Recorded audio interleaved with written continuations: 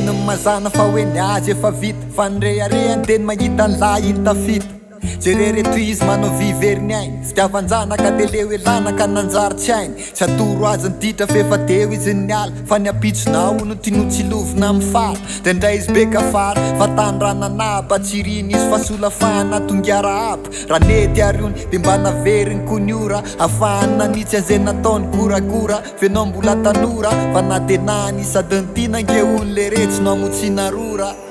izy efa manjoko fa tsy maintsy mazoto de lana maboto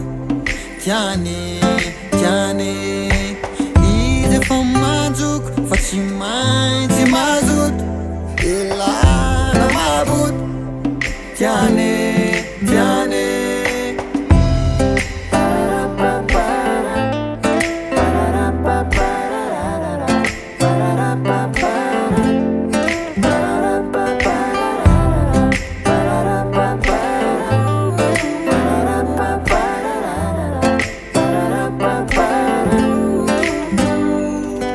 de vô mangiran-dratsy izy de lasy ao fa satriny mba tsy nofo fotsy noho ny anao zay kinasy de hoe tsy hitsangamenatra amy zanaky ny olo-kafy tsy hanatsafo hoe rianina sozana arakanina na miakatra attention ary izy mikiry tsy mijany fefa hoavy no fatrano vitin-jiry ny écolage na teny pitiray nefa tsy mba lazainao azy nefa zany zao ny ilainy mampilamy sainy de zay tadiavinao raha mbola vitany efainy amle rahitra ny finday etsy andaniny ny fitafy izy manao volikitsay aleo ny tena noho ny miafy mba te anara-po fa mitsiny vody andro merika tsisy knapy sasiosity eto any mpiasa asa tselika izy efa manjoko fa tsy maintsy mazoto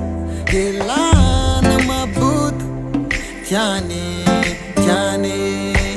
izy efa manjoko fa tsy maintsy mazoto